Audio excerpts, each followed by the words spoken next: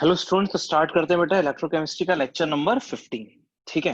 Last lecture हम लोगों ने क्या स्टार्ट कर दिया था? Bore atomic model. मैं जल्दी से उसके सारे पॉइंट्स और रिवाइज करा देता हूँ। बोर मॉडल ने क्या कहा था? बोर ने कहा था कि भाई जो इलेक्ट्रॉन्स होते हैं वो न्यूक्लियस के अराउंड क्या लगाएंगे? चक्कर लगाएंगे।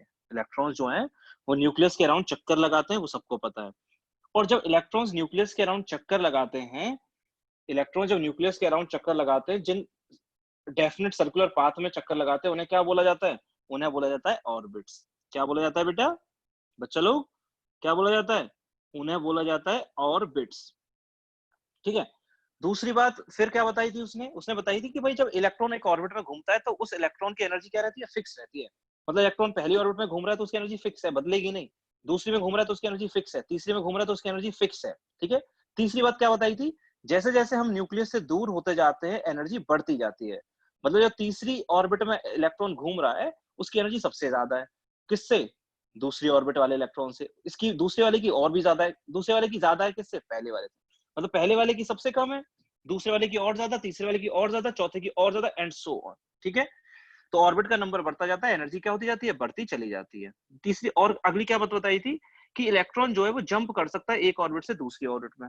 इलेक्ट्रॉन जो है वो जंप कर सकता है एक ऑर्बिट से दूसरी ऑर्बिट में। ठीक है। मतलब पहली से चौथी में जा सकता है, चौथी से पहली में आ सकता है। लेकिन निर्भर किस पे करता है? डिपेंड किस पे करता है?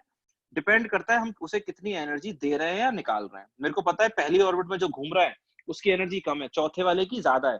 तो अगर पहले को चौथे में भेजना है, चौथे में तो बहुत ज्यादा एनर्जी चाहिए तो हमें देनी पड़ेगी, एनर्जी देंगे तो चला जाएगा। चौथे से पहली में अगर आना है, चौथे की ज्यादा है पहले की कम है, तो चौथा वाला में जो इलेक्ट्रॉन है वो एनर्जी क्या करेगा? निकालेगा, फिर वो आ जाएगा। ठीक है। अच्छा, कितनी देनी पड़ेगी और कितनी निकलेगी? अगला पॉइंट क्या लिखाया था? भाई उतनी ही एनर्जी दो या उतनी ही एनर्जी निकले जितनी उन दो ऑर्बिट के बीच की एनर्जी का गैप है। मतलब मैंने एग्जांपल दिया था, एज्यूम किया था एक इलेक्ट्रॉन है, पहली ऑर्बिट में उसकी एनर्जी है 20 इलेक्ट्रॉन वोल्ट, दूसरे में है 24 इलेक्ट्रॉन वोल्ट, तीसरी ऑर्बिट में एनर्जी है 26 इलेक्ट्रॉन वोल्ट। तो अगर इस इलेक्ट्रॉन को पहली से दूसरी में पहुंचाना है तो 20 से 24 में पहुंचाना है तो तुम्हें 4 इलेक्ट्रॉन वोल्ट का फोटोन ही डालना पड़ेगा। ये इलेक्ट्रॉन जो पहली ऑर्बिट में घूम रहा था उसकी एनर्जी जो 20 इलेक्ट्रॉन वोल्ट थी, अगर उसे दूसरी ऑर्बिट में पहुंचाना है तो तुम्हें 4 इलेक्ट्रॉन वोल्ट का फोटोन उस एटम के ऊपर डालना पड़ेगा, तभी वो इलेक्ट्रॉन पहली ऑर्बिट से दूसरी ऑर्बिट में पहुंच पाएगा। ठीक है। तुमने अगर मान लिया इस एटम को 6 इलेक्ट्रॉन वोल्ट एनर्जी दे दी और पहले की एनर्जी 20, तीसरे की 26, तो गैप कितना हो गया? 6 इलेक्ट्रॉन वोल्ट का हो गया। तो तुमने अगर एनर्जी 6 इलेक्ट्रॉन वोल्ट दे दी, मतलब तुमने एक फोटोन डाला जिसकी एनर्जी कितनी है? 6 इलेक्ट्रॉन वोल्ट। तो तुम वो इलेक्ट्रॉन पहली से कहां चला जाएगा? तीसरी में चला जाएगा। लेकिन वहीं अगर तुमने 5 इलेक्ट्रॉन वोल्ट का फोटोन डाल दिया, तुम सोचो पहले से दूसरी में तो चला जाएगा। क्यों? क्योंकि पहले से दूसरी में पहुंचाने के लिए सिर्फ 4 चाहिए, तुम दे रहे हो 5, बिल्कुल नहीं चलेगा। एग्जैक्टली उतनी ही दोगे तो चलेगा, ना कम ना ज्यादा। तो पहले वाले इलेक्ट्रॉन को अगर तुम 5 इलेक्ट्रॉन वोल्ट का फोटोन दोगे, इलेक्ट्रॉन कहीं जाएगा ही नहीं। क्यों नहीं जाएगा? होता क्या है, वो एटम इस एनर्जी वाले फोटोन को एब्जॉर्ब करता ही नहीं है। एब्जॉर्ब ही नहीं करेगा तो एनर्जी मिलेगी नहीं एटम को। बात क्लियर है? आगे बढ़े, आगे आते हैं नेक्स्ट लेक्चर पे। ठीक है। कितने पॉइंट्स हो गए? 5 पॉइंट्स हो गए। 6 पॉइंट। हाँ बच्चा, 6 पॉइंट लिखेंगे। 6 पॉइंट है बेटा, the angular momentum, the angular momentum of an electron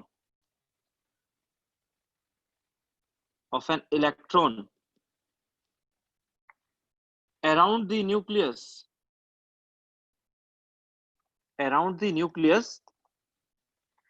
is integral multiple of h upon 2 pi, is integral multiple of h upon 2 pi, is integral multiple of h upon 2 pi। अब भैया ये क्या term है? बच्चों के दिमाग में आ रहा होगा, सर ये बताओ ये है क्या? ये एंगुलर मोमेंटम क्या है? तो मैं ज्यादा इसके बारे में कुछ चीजें तुम्हें बताऊंगा नहीं। वो इसलिए नहीं बताऊंगा क्योंकि इसको हम लोग फिजिक्स में पढ़ते हैं, तुम्हें मोमेंटम पढ़ाया जाएगा। Rate of change of momentum is force.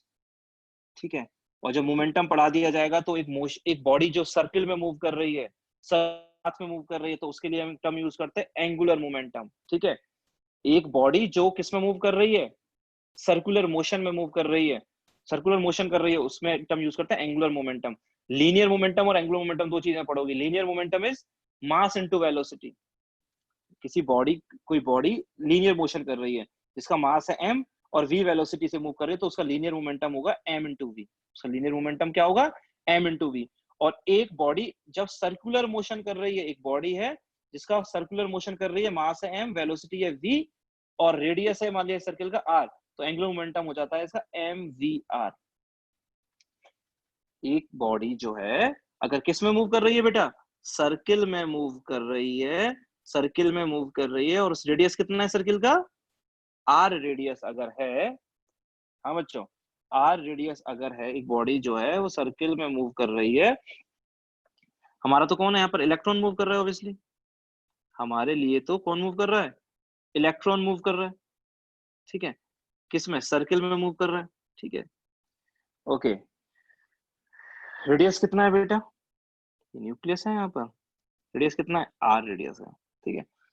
तो इसकी वेलोसिटी मान लेते कितनी है? इसकी वेलोसिटी है v, ठीक है। तो एंगुलर मोमेंटम का फॉर्मूला होता है बेटा, एंगुलर मोमेंटम होता है जिस बॉडी का भी एंगुलर मोमेंटम निकाल रहे हो उस बॉडी का मास, उस बॉडी की वेलोसिटी, और वो जो बॉडी सर्कुलर पाथ में मूव कर रही है उस सर्कल का रेडियस। एंगुलर मोमेंटम का फॉर्मूला होता है mvr, मास, ठीक है। जैसे तुम किसका एंगुलर मोमेंटम निकाल रहे हो? इस इलेक्ट्रॉन का निकाल रहे हो, तो इलेक्ट्रॉन का मास, इलेक्ट्रॉन की वेलोसिटी और इस सर्कुलर पाथ का रेडियस, ठीक है। ओके, तो अगला बोर का पोस्टुलेट क्या था? बोर ने कहा था कि जो इलेक्ट्रॉन का एंगुलर मोमेंटम होगा वो इंटीग्रल मल्टीपल होगा h अपॉन 2 पाई का। इंटीग्रल मल्टीपल का मतलब है, मतलब क्या क्या हो सकता है? h अपॉन 2 पाई हो सकता है, अगर 2h अपॉन 2 पाई हो सकता है, 3h अपॉन 2 पाई हो सकता है, 4h अपॉन 2 पाई हो सकता है, 5h अपॉन 2 पाई हो सकता है। मतलब मल्टीपल होगा, वो भी कौन सा मल्टीपल? इंटीग्रल। 1 2 3, इसका 1 टाइम होगा, इसका 2 टाइम होगा, इसका 3 टाइम होगा, इसका 4 टाइम होगा, इसका 5 टाइम होगा। ये है बोर का पॉइंट, ठीक है। Therefore angular momentum, angular momentum is equal to n h upon 2 pi. क्या होगा? N h upon 2 pi, where n can be, where n can be 1 2 3 4 and so on। यहाँ पर n क्या हो सकता है? 1 हो सकता है, 2 हो सकता है, मतलब इसका h अपॉन 2 पाई का मल्टीपल होगा। इसका 1 गुना होगा, इसका 2 गुना होगा, इसका 3 गुना होगा। और यहाँ पर n क्या है? n इज, n क्या है यहाँ पर? n है यहाँ पर ऑर्बिट नंबर। यहाँ पर n क्या है बेटा? यहाँ पर n ऑर्बिट नंबर है।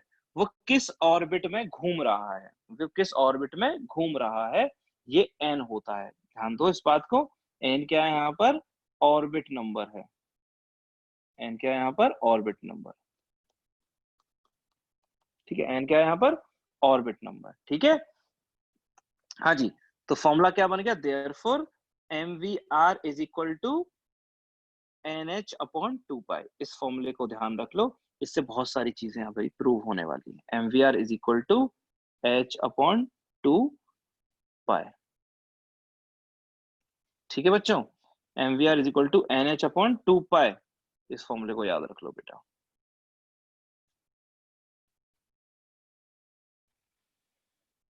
क्लियर है बेटा? MVR मतलब क्या? Angular momentum. एक कोई भी बॉडी जो m मास की बॉडी v वेलोसिटी से मूव कर रही है ना circular path, in a circular path of radius r, then it's angular momentum is mvr। और यहाँ पर एंगुलर मोमेंटम किसके इक्वल है? nh upon 2 pi. किसके इक्वल है? nh अपॉन 2 पाई के। यहाँ पर m क्या है? हाँ हाँ जी, मैं लिख देता हूँ वरना कोई कंफ्यूज हो जाए। यहाँ पर m क्या है? मास ऑफ इलेक्ट्रॉन, ठीक है। v क्या है? वेलोसिटी ऑफ इलेक्ट्रॉन, जिस वेलोसिटी से घूम रहा है, हम सब निकालेंगे, वेलोसिटी निकालेंगे। r क्या है? रेडियस ऑफ ऑर्बिट, जिस ऑर्बिट में घूम रहा है उसका रेडियस। h क्या है? प्लैंक्स कांस्टेंट, सबको पता है, प्लैंक्स कांस्टेंट, ठीक है। और n क्या है? Orbit number. n क्या है? ऑर्बिट नंबर, ठीक है। जैसे कोई तुमसे बोले for example angular momentum of electron revolving in fifth orbit. एक इलेक्ट्रॉन 5वीं ऑर्बिट में घूम रहा है तो उसका एंगुलर मोमेंटम कितना हो जाएगा? उसका एंगुलर मोमेंटम हो जाएगा 5h/2 पाई। ठीक है, जो इलेक्ट्रॉन 5वीं ऑर्बिट में घूम रहा है उसका एंगुलर मोमेंटम क्या होगा? 5h/2 pi. Electron revolving in third orbit, जो थर्ड ऑर्बिट में घूम रहा है उसका एंगुलर मोमेंटम कितना हो जाएगा बेटा? 3h/2 पाई। कर लोगे? कोई इलेक्ट्रॉन अगर पहली ऑर्बिट में घूम रहा है तो उसका एंगुलर मोमेंटम h/2 पाई, दूसरी ऑर्बिट में घूम रहा है 2h/2 पाई, तीसरी ऑर्बिट में घूम रहा है उसका angular momentum 3h/2 pi and so on. ठीक है, ये अपना क्या है? Electron revolving third orbit 3h/2 पाई। समझ गए? कोई फर्स्ट ऑर्बिट में घूम रहा है, angular momentum of electron revolving in first orbit, जो इलेक्ट्रॉन पहली ऑर्बिट में घूम रहा है, हाँ जी, उसका मोमेंटम क्या होगा? उसका एंगुलर मोमेंटम हो जाएगा h/2 पाई। अब मैं समझा दिया है, तुम्हें समझ में आ भी गया होगा। ठीक है बेटा, तो अगला पॉइंट था कि जो एंगुलर मोमेंटम होता है electron, that is an integral multiple of h/2 पाई। ठीक है, फॉर्मूला क्या होता है एंगुलर मोमेंटम का? एंगुलर मोमेंटम का फॉर्मूला होता है mvr, और mvr किसके इक्वल होता है? h/2 पाई का मल्टीपल, यानी nh/2 पाई। ठीक है, अब हम लोग क्या करते हैं, मैं अब हेडिंग डालता हूं, अब मेन पार्ट स्टार्ट होगा और वो है एप्लीकेशंस ऑफ बोर मॉडल। हाँ बच्चों, क्या है? Applications of Bohr's model. Bohr model की एप्लीकेशंस अब मेरे को करानी है भाई लोग। ठीक है, बोर मॉडल की एप्लीकेशंस क्या होती हैं? अब कुछ डेरिवेशंस इसमें आने वाले हैं। पहले मैं लिखता हूं फर्स्ट एप्लीकेशन। हाँ बेटा, फर्स्ट है hydrogen spectrum can be explained by this model. Hydrogen spectrum can be explained by this model.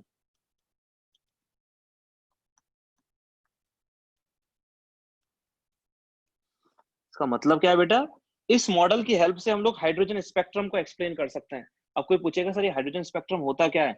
करेंगे, पूरा डिटेल में करेंगे। स्पेक्ट्रम अभी तो मैं बता दूं, मैं व्हाइट लाइट को जब तुम प्रिज्म से पास कराते हो, एक लाइट को जब व्हाइट लाइट को प्रिज्म से पास कराते हो वो 7 कलर में टूट जाती है, स्प्लिट हो जाती है, उसी को क्या बोलते हैं? स्पेक्ट्रम बोलते हैं।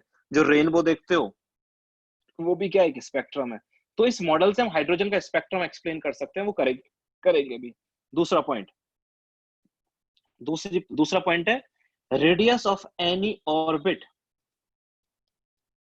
Radius of any orbit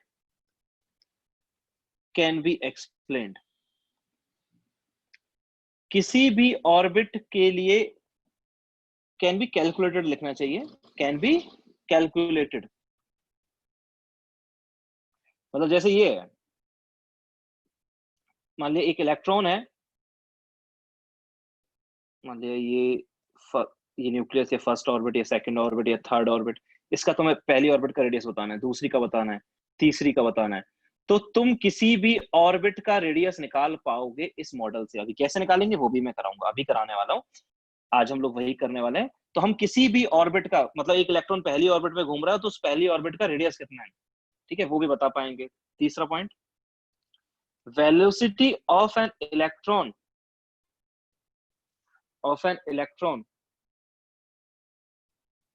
can be calculated, हम यहाँ पे एक इलेक्ट्रॉन मान लिया चौथी ऑर्बिट में घूम रहा है तो उसकी वेलोसिटी क्या होगी वो भी मैं निकाल पाऊंगा। चौथा point, energy of an electron revolving in any orbit can be calculated। मतलब बेटा मैं क्या निकाल पाऊंगा? एक इलेक्ट्रॉन मान लिया 5वीं ऑर्बिट में घूम रहा है तो उस इलेक्ट्रॉन के पास कितनी एनर्जी है वो भी मैं इस बोर मॉडल की हेल्प से निकाल सकता हूं। बोर मॉडल की हेल्प से हम लोग इलेक्ट्रॉन की एनर्जी भी निकाल सकते हैं। ठीक है, इलेक्ट्रॉन की क्या निकाल सकते हैं? एनर्जी भी निकाल सकते हैं। चलो एक नोट डाल के मैं लिख देता हूं जो काम आएगा बार बार। नोट है, हाँ जी, can be calculated only for,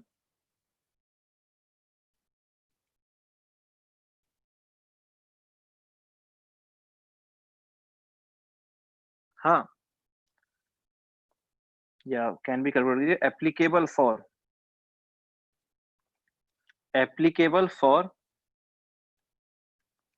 only uni electronic species. Uni electronic species, इसका पॉइंट का मतलब क्या है बच्चों? Applicable for only uni electronic species. Uni electronic, ये क्या बला आ गई भाई? ये क्या होता है यूनी इलेक्ट्रॉनिक स्पीशीज? हाँ जी, यूनी इलेक्ट्रॉनिक स्पीशीज क्या होते हैं? यूनी इलेक्ट्रॉनिक स्पीशीज होते हैं क्या? Having only one electron. ऐसी स्पीशीज जिन पे सिर्फ कितने इलेक्ट्रॉन हो? एक ही इलेक्ट्रॉन हो। नाम से पता लग रहा है ना बच्चों? ऐसी स्पीशीज जिनके पास सिर्फ और सिर्फ कितने इलेक्ट्रॉन हो? एक इलेक्ट्रॉन हो, उन्हें बोलते हैं यूनी इलेक्ट्रॉनिक। जैसे एग्जांपल, एग्जांपल बेटा, हाइड्रोजन। क्या? हाइड्रोजन। या मैं इसको थोड़ा अच्छे से लिख देता हूं। तो uni electronic species, uni electronic species का मतलब क्या है बच्चों? यूनी इलेक्ट्रॉनिक स्पीशीज का मतलब होता है, हाँ, दोज सब्सटेंसेस या दोज एटम्स या दोज आयन, दोज स्पीशीज लिख देता हूं, which have only, those species which have only one electron, जिनके पास केवल और केवल एक ही इलेक्ट्रॉन होता है। एग्जाम्पल बेटा, एग्जाम्पल है बेटा हाइड्रोजन। क्या है? हाइड्रोजन। और He+, हाँ बच्चों, He+, कैटायन एनायन पढ़े हैं ना? हीलियम, हीलियम का एटॉमिक नंबर कितना होता है? 2 होता है। 2 होता है मतलब 2 प्रोटॉन 2 इलेक्ट्रॉन। प्लस का मतलब एक इलेक्ट्रॉन चला गया। हीलियम के पास 2 इलेक्ट्रॉन थे, +1 मतलब एक चला गया, तो कितने इलेक्ट्रॉन बचे? एक ही बचे। ठीक है। और एग्जाम्पल, लिथियम+2। लिथियम का एटॉमिक नंबर कितना होता है? 3 होता है। लिथियम का एटॉमिक नंबर कितना होता है? 3। ब्रैकेट में लिख देता हूं, एटॉमिक नंबर 3 होता है। एटॉमिक नंबर 3 होने का मतलब क्या है? इसके पास 3 प्रोटॉन और 3 इलेक्ट्रॉन है। 3 इलेक्ट्रॉन में से 2 इलेक्ट्रॉन चले गए, तो बचा कितना? एक ही बचा। ठीक है। हीलियम का एटॉमिक नंबर 2 होता है। हीलियम का एटॉमिक नंबर 2 होता है, मतलब कितने? 2 प्रोटॉन 2 इलेक्ट्रॉन, 2 में से एक चला गया इलेक्ट्रॉन, तो क्या बचे? एक ही इलेक्ट्रॉन बचा। हाँ, अगला,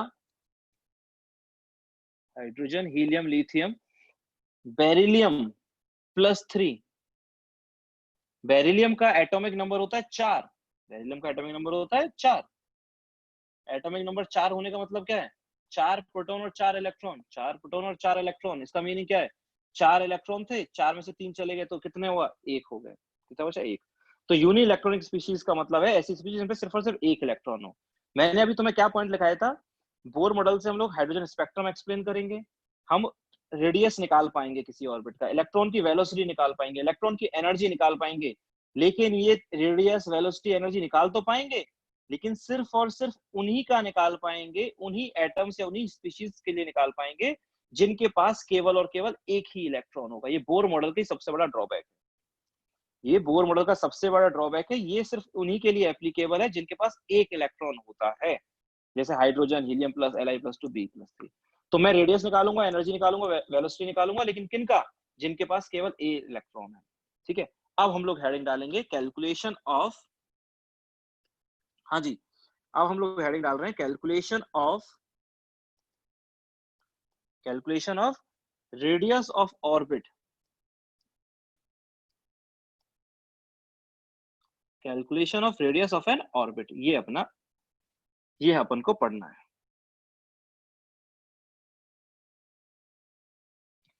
हम एक ऑर्बिट का रेडियस निकालना चाह रहे हैं, कितना होगा? Calculation of radius of N orbit. ठीक है बच्चों, हम एक ऑर्बिट का रेडियस निकालेंगे। तो कैसे निकालेंगे वो हमें देखना है।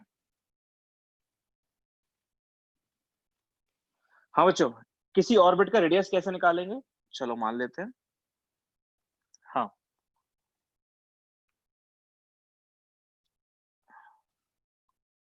तो एलिप्स बन गया। हाँ बच्चों, एक इलेक्ट्रॉन है मान लिया, इलेक्ट्रॉन रिवॉल्व कर रहा है। कौन सी ऑर्बिट है मान लिया? ये है अपनी nth ऑर्बिट। कौन सी ऑर्बिट है? nth orbit.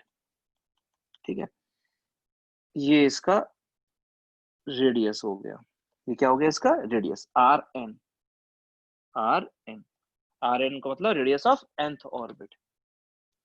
अच्छा देखो, कुछ बातें ध्यान रख लो। इलेक्ट्रॉन का मास होता है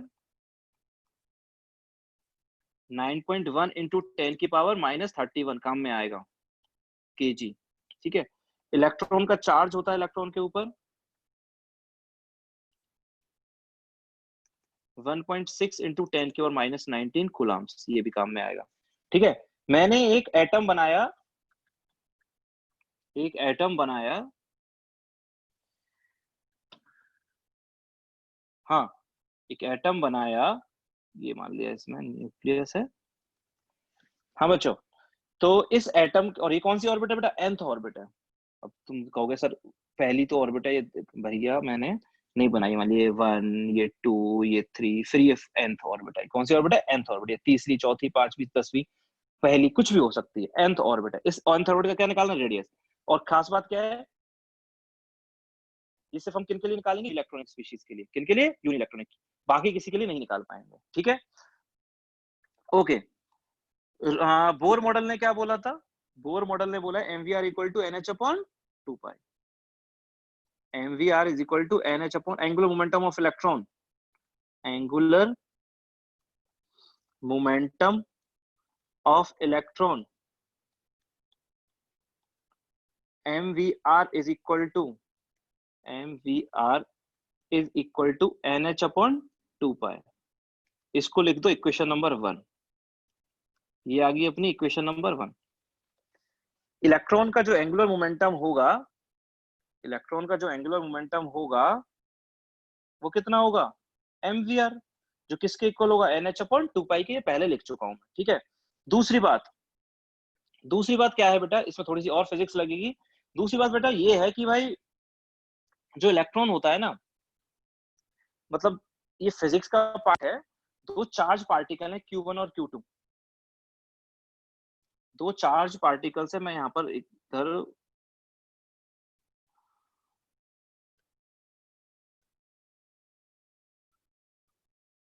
हाँ, दो चार्ज पार्टिकल Q1 और Q2। एक है चार्ज Q1 और एक है चार्ज Q2। दो चार्ज पार्टिकल r डिस्टेंस पर रखे हुए हैं। कितने डिस्टेंस पर? r डिस्टेंस पर रखे हुए हैं। तो जो इलेक्ट्रोस्टैटिक फोर्स होगा इन दोनों के बीच में, electrostatic force is equal to k Q1 Q2 upon r square. ठीक है, ये फिजिक्स में करोगे 12th के अंदर। ठीक है, फॉर्मूला निकालोगे भी। इलेक्ट्रोस्टैटिक फोर्स कितना होगा मैं बता रहा हूं तुम्हें, ये काम में आएगा। वैसे तो जो एंड रिजल्ट है ना, अगर बच्चे उसे भी याद रख लें रेडियस का, तो भी काम चल जाएगा, लेकिन हमें डेरिवेशन करना जरूरी होता है तो कर लेते हैं। तो दो तीन खास बातें ध्यान देखना। दो चार्ज पार्टिकल Q1 और Q2 जब r दूरी पर रखे हों तो उनके बीच में एक अट्रैक्टिव फोर्स एक्ट करता है। इस पे प्लस क्यू है, मान लिया इसमें माइनस क्यू है, तो इन दोनों के ऊपर एक अट्रैक्टिव फोर्स लग रहा है। ये दोनों एक दूसरे को अट्रैक्ट कर रहे हैं। किस फोर्स से? इलेक्ट्रोस्टैटिक फोर्स ऑफ अट्रैक्शन से। इसका फॉर्मूला क्या होता है? k into Q1 into Q2 upon r square. यहाँ पर k क्या है? k की वैल्यू होती है बेटा यहाँ पर 9 इंटू 10 की पावर 9, 9 इंटू 10 की पावर 9 न्यूटन मीटर स्क्वायर पर कूलम्ब स्क्वायर। यूनिट क्या होती है? न्यूटन मीटर स्क्वायर पर कूलम्ब स्क्वायर।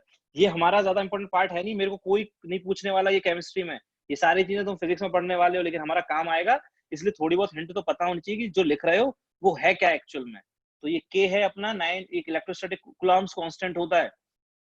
कूलम्ब्स लॉ पढ़ोगे फिजिक्स के अंदर। ठीक है, कूलम्ब्स लॉ, उसमें ये एक कांस्टेंट आता है जिसकी क्या वैल्यू होती है 9, ये क्या एक कांस्टेंट है, k इज अ कांस्टेंट जिसकी वैल्यू क्या होती है 9 × 10⁹ न्यूटन मीटर स्क्वायर पर कूलम्ब स्क्वायर।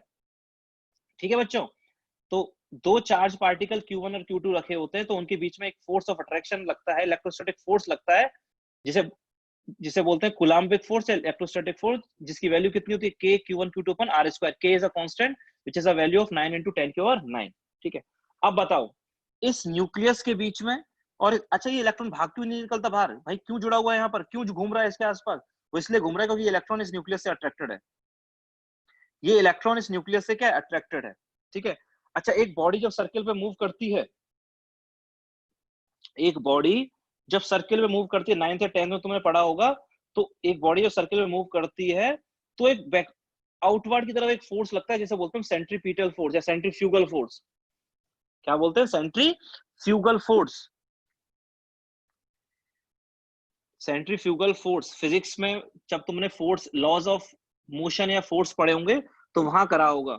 और सेंट्रीपिटल फोर्स की वैल्यू कितनी होती है यहाँ पर, हाँ बेटा सेंट्रीपिटल फोर्स होता है mv²/r, सेंट्रीपिटल फोर्स mv²/r, जो इसको बाहर नहीं धकेल रहा, मतलब ये एटम जो है, एक बॉडी जो है वो चारों ओर सर्किल में चारों ओर चक्कर लगा रही है, चारों ओर क्या लगा रही है, चक्कर लगा रही है, ठीक है, सर्किल में घूम रही है। तो एक फोर्स है जो सर्किल पे घूमने पर लगता है, जिसे क्या बोलते हैं, सेंट्रीपिटल फोर्स बोलते हैं, जिसकी वैल्यू होती है बेटा, मैं डायरेक्टली लिखूंगा क्योंकि मेरे सब्जेक्ट का ये पार्ट है नहीं, ये सेंट्रीपिटल फोर्स सेंट्रीफ्यूगल फोर्स ये अपना पार्ट नहीं है। सेंट्रीपिटल फोर्स का फॉर्मूला होता है mv²/r, कितना होता है mv²/r होता है, सेंट्रीफ्यूगल फोर्स का फॉर्मूला होता है mv²/r, ठीक है। सेंट्रीफ्यूगल फोर्स का भी यही होता है। सेंट्रीफ्यूगल फोर्स क्या करता है, इस जो बॉडी, अब तुम देखो जब तुम सर्किल में घूमोगे तो तुम्हें एक आउटवर्ड की तरफ एक फोर्स, तुम पीछे की तरफ तुम सर्किल में घूमोगे तो तुम पीछे की तरफ आउटवर्ड क्या होगा, तुम्हें धक्का लगेगा, ठीक है, उस फोर्स को बोलते हैं सेंट्रीफ्यूगल फोर्स। लेकिन ये जो इलेक्ट्रॉन है वो धक्का खा के बाहर क्यों नहीं जा पा रहा है, वो इसलिए नहीं जा पा रहा है क्योंकि ये इलेक्ट्रॉन जो है वो न्यूक्लियस से क्या अट्रैक्टेड भी है, इन दोनों के बीच में भी क्या लग रहा है, एक अट्रैक्शन भी लग रहा है।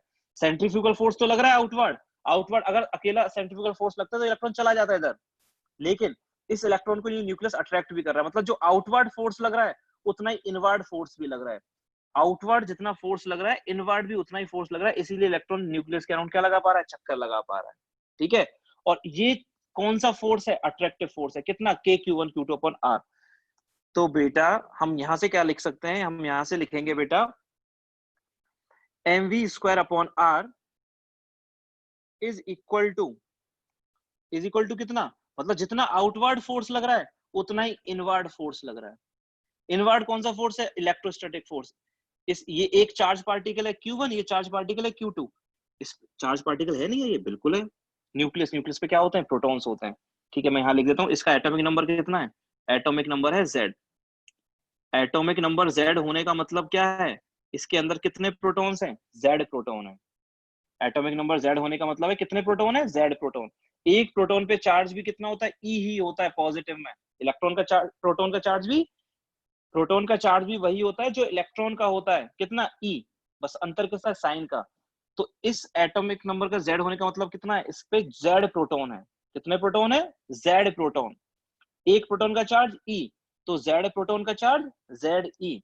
तो K फॉर्मूला क्या था बेटा, इलेक्ट्रोस्टैटिक फोर्स का, K Q1, Q1 मतलब इलेक्ट्रॉन, इलेक्ट्रॉन पे चार्ज कितना होता है, E, इलेक्ट्रॉन पे चार्ज को मैं रिप्रेजेंट कर रहा हूँ किससे बेटा, E से, किससे, E से, into k Q1 into Q2, दूसरा चार्ज पार्टिकल कौन है, न्यूक्लियस, न्यूक्लियस पे कौन है, प्रोटॉन है, कितने प्रोटॉन है, Z प्रोटॉन है। एक एटम का एटॉमिक नंबर 10 है, इसका मतलब 10 प्रोटॉन है। एटॉमिक नंबर 20 है, मतलब 20 प्रोटॉन है।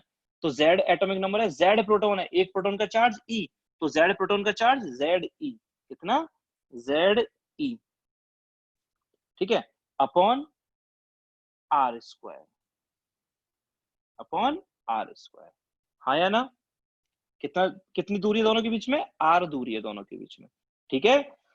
तो इस अब ध्यान से देखना, थोड़ा सा अलग कॉन्सेप्ट है, मतलब बिल्कुल नया चीज आई है जो अभी तक नहीं पढ़ी होगी, दो चार और बहुत फिजिक्स की बातें आई हैं। पहली बात, एंगुलर मोमेंटम का ये फॉर्मूला लिख दिया, फर्स्ट इक्वेशन डाल दी। दूसरी बात, इस इलेक्ट्रॉन पर एक आउटवर्ड की तरफ फोर्स लग रहा है कि इनवर्ड की तरफ फोर्स लग रहा है? आउटवर्ड फोर्स लग रहा है, उसे बोलते हैं सेंट्रीफ्यूगल फोर्स, जिसकी वैल्यू होती है, सेंट्रीपिटल फोर्स भी बोल सकते हैं, जिसकी वैल्यू क्या होती है? वैसे सेंट्रीपिटल और सेंट्रीफ्यूगल में थोड़ा सा अंतर है, जो फिजिक्स में तुम्हें बिल्कुल अच्छे से पढ़ाया जाएगा, ठीक है? दोनों के बीच में जो डिफरेंस है वो समझ में आएगा, लेकिन मेरे को कोई मोटिव नहीं है वो पूरा समझाने का, वरना फिजिक्स ही हो जाएगी अपना। ज्यादा समझना, ज्यादा हमें नॉलेज की जरूरत नहीं है केमिस्ट्री में, हमें जरूरत ही नहीं पड़ेगी, ठीक है? तो हमें तो जो एंड रिजल्ट है और जो आया कैसे वो पता होना चाहिए। तो जब ये इलेक्ट्रॉन घूम रहा है सर्किल में, तो एक आउटवर्ड फोर्स लग रहा है, जिसे बोलते हैं सेंट्रीफ्यूगल फोर्स। क्या? सेंट्रीफ्यूगल फोर्स, ठीक है? अब ये जो इलेक्ट्रॉन है जब घूम रहा है, तो इस पे एक सेंट्रीफ्यूगल फोर्स लग रहा है, जिसकी वैल्यू क्या होती है, हमेशा याद रखना, ये फॉर्मूला भी ड्राइव होगा। कितनी होती है सेंट्रीफ्यूगल फोर्स की वैल्यू? mv² होती है। लेकिन फिर भी ये जा क्यों नहीं रहा? वो इसलिए नहीं जा रहा क्योंकि ये इलेक्ट्रॉन इस न्यूक्लियस से क्या अट्रैक्टेड है। इन दोनों के बीच में इलेक्ट्रोस्टैटिक फोर्स लग रहा है। कितना?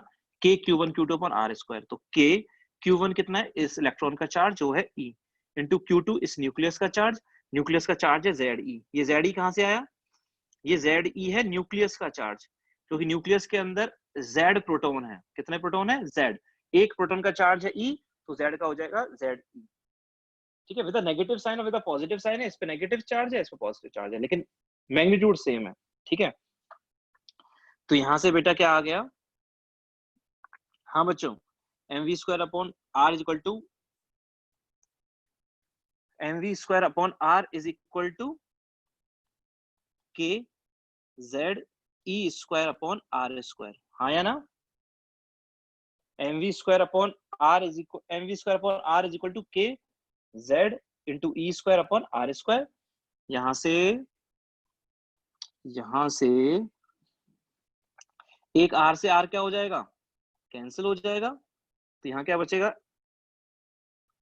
mv, यहां बचेगा बच्चों mv² is equal to k ze² upon r बचेगा, ठीक है? हाँ, हाँ या ना? कोई दिक्कत है क्या? अच्छा, पहली इक्वेशन ये है, हमें रेडियस निकालना है ना बच्चों। तो रेडियस फर्स्ट इक्वेशन क्या देगी? अच्छा, यहाँ से v निकल जाएगा क्या, या v की जगह रहने देते हैं, हम यहाँ से रेडियस ही निकाल लेते हैं। mv² is equal to k ze² upon r। तो यहाँ से हम लोग क्या करें? यहाँ से v² कितना आ जाएगा बेटा? यहाँ से v² आ जाएगा k ze² upon r mr। v² आ जाएगा k ze² upon mr from first equation. ये हो गई अपनी इक्वेशन नंबर 2। हाँ, from first equation, from first equation v² is equal to, पहली इक्वेशन से v² कितना होगा? पहली इक्वेशन ये रही, v² जाएगा n, v क्या है? nh upon 2πmr। तो यहां से फर्स्ट इक्वेशन से आ जाएगा, फर्स्ट इक्वेशन क्या कहती है, पूरा लिख देता हूं वरना तुम कंफ्यूज हो जाओगे। mvr is equal to nh upon 2π, ठीक है? तो v कितना हो जाएगा? nh upon 2πmr। तो v² कितना हो जाएगा? n² अपॉन 4π² mr, 4π² सही है नहीं है? n² अपॉन 4π² ठीक है? इसको मान लिया इक्वेशन नंबर डाल दो 3। हाँ बच्चों, from equation 2 and 3, from equation 2 and 3, 2 and 3 में क्या है? 2 में है v² is equal to this, और 3 में है v² is equal to this. तो दोनों को बराबर कर देते ना, तो क्या कर देते हैं? k ze² upon r is equal to k ze² upon r mr is equal to n² upon 4π² m²r²। क्या हो जाएगा? एक r कैंसिल हो जाएगा, ठीक है? यहां से निकाल के देखना, r जो आएगा वो आएगा यहां से n² divide by 4π² m k ze²। r क्या आएगा बेटा? r आएगा यहां से n square h square upon 4 pi square M k z e square. Check कर लेना, एक आर से आर कैंसिल हुआ, ये आर जहां चला गया, चेक करोगे तो एक एम से एम कैंसिल भी हो जाएगा। ठीक है, तो आर का ये फॉर्मूला हो गया जो तुम्हें बाय हार्ट याद रखना है।